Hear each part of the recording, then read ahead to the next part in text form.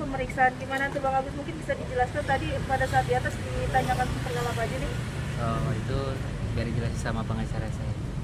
Oke, Mas Rizaldi mungkin bisa, silakan.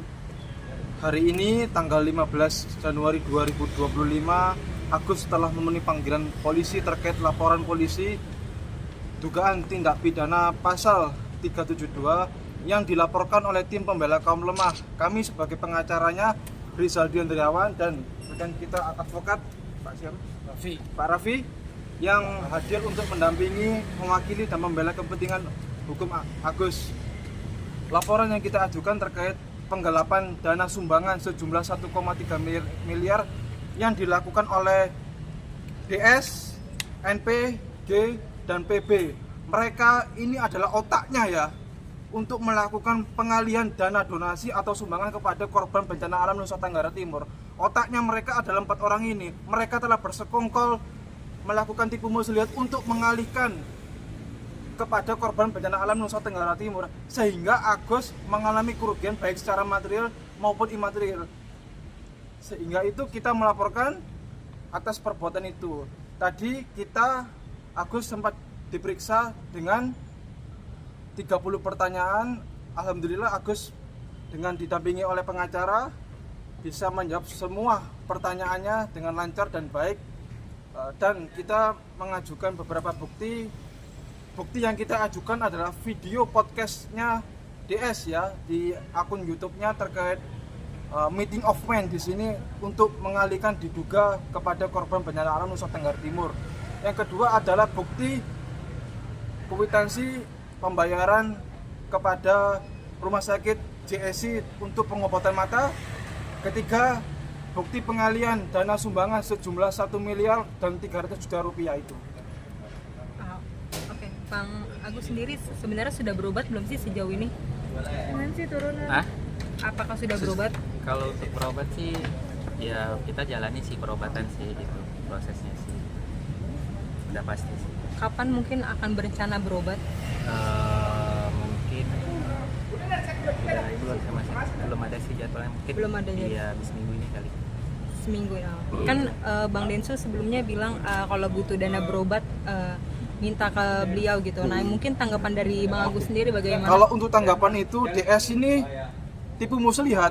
Omongannya omong-omong aja, omong kosong. Kamera Bang. Oke, omongannya omong-omong kosong ya kepada Agus. Nanti uangnya kalau Agus butuh apa-apa bisa ke DS ya. Tetapi kita sudah melakukan upaya-upaya damai untuk bertemu dengan NP 2 kali di Gedung Juang dan di apartemen untuk mengadakan upaya damai beserta DS, tetapi tidak ada itikat baik ya. Artinya mereka ini patut juga ya untuk dihukum dengan seberat-beratnya. Kita minta kepada Kepolisian Polda Metro Jaya untuk melakukan audit terkait aliran-aliran dana milik Agus. Sudah beralih kemana saja? Apakah sudah benar beralih kepada korban bencana alam Nusa Tenggara Timur? Apakah masih ada? Kalau memang masih ada, tolong kepada pihak kepolisian untuk segera memproses laporan polisi ini. Intinya kita tidak ada kata damai. Proses hukum akan berlanjut. Kita minta agar kepolisian untuk atensi dan menangkap atau mentersangkakan 4 orang yang melakukan otak untuk pengalihan dana donasi ini. Mas Agus. Tapi kapan ngomong ke Densu untuk minta berobat itu kapan Bang? Kita sudah sering loh bertemu, Terakhir. komunikasi, tapi ya tidak ada itikat baiknya dari DS itu. Setelah pulang dari NTT? Ya setelah pulang dari NTT ya bilang-bilang saja. Intinya kita minta faktanya, tindakannya dari DS. Kalau memang ucapannya itu sesuai dengan kenyataannya, lakukan. Tapi Jangan belum ngomong ada kosong. upaya buat hubungin mereka gitu? Kita sudah melakukan upaya hukum somasi peringatan hukum teguran keras dalam jangka waktu 3 kali 24 jam apabila Denny Sumargo ya atau DS tidak beritikat baik. Ya tentu kita akan mengajukan upaya hukum. Tapi kenapa sih Bang maksudnya masih mengharapkan 1,3 itu dari uang donasi, sementara kan Densu bersedia mengeluarkan uang pribadinya buat membantu Agus? Kenapa nggak berbesar hati buat menemui Densu, minta buat berobat gitu, nggak usah mikirin 1,3 lagi gitu?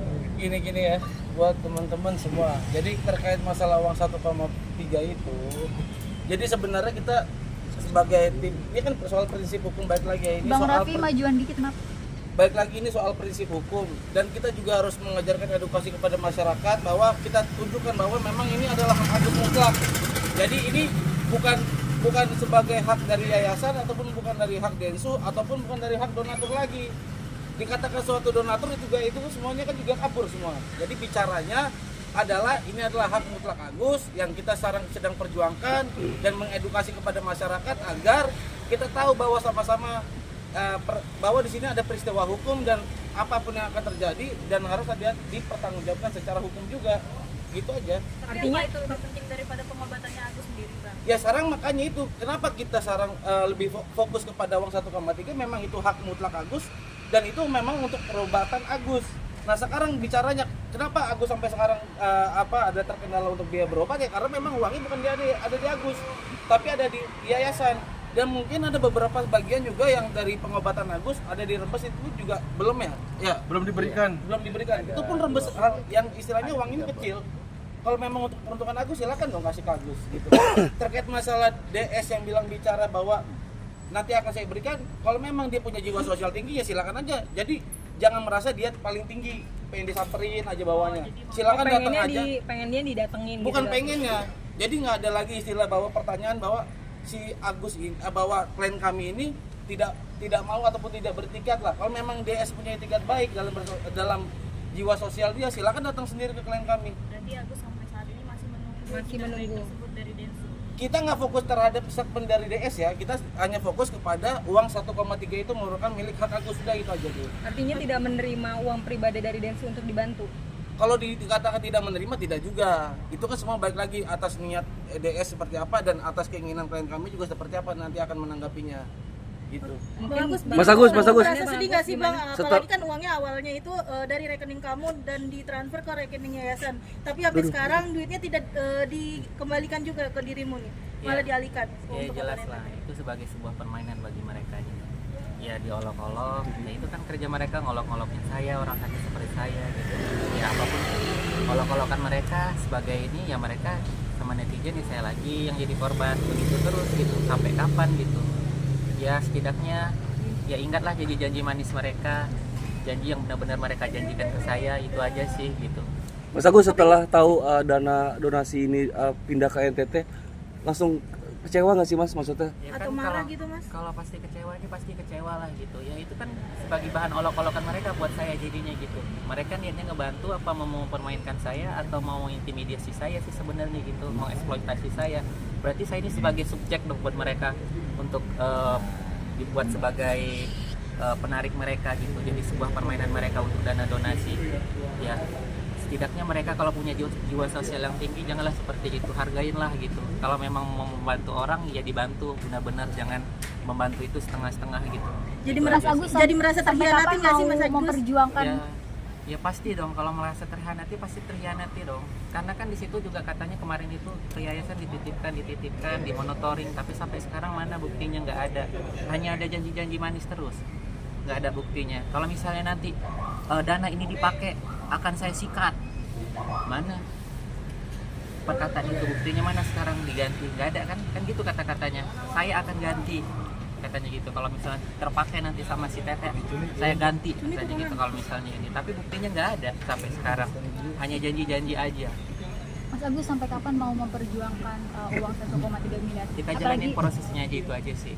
Kalau untuk perjuangannya sih kan Sampai semua selesai. sampai selesai, itu aja sih. Pesannya mungkin buat Bang Densu gitu yang mau mau membantu, gimana mungkin pesannya dari Ya Agus? saya pasti nerimalah, namanya orang baik, niat baik ya pasti saya terima. Cuman kan saya minta faktanya, jangan terus opini terus. Sekarang yang saya mau itu faktanya gitu. Jangan ngomong sebenarnya janji-janji doang, harus katanya di publik doang gitu. Tapi kenyataannya nggak ada gitu. Itu aja sih yang saya sayangkan gitu. Mas Agus, tapi kalau misalnya Bang Densu sendiri ada komunikasi ke Abang perihal akan membantu pengobatan Mas Agus, apakah proses hukumnya akan dicabut atau akan tetap dilanjut? Tidak ada kata pencabutan bagi DS ya. Biarkan hukum yang akan menjerat dan menangkap 4 orang ini. Untuk peringatan juga kepada masyarakat Nusa Tenggara Timur, jangan menerima uang dari DS dan G ini. karena uang tersebut adalah uang milik Agus untuk pengobatan mata Agus. Jika memang nanti ada masyarakat Nusa Tenggara Timur yang menerima uang tersebut, hati-hati, sudah diperingatkan oleh pengacara Farhad Abbas. Kalau menerima uang tersebut bisa diduga terkena pasal pencucian uang.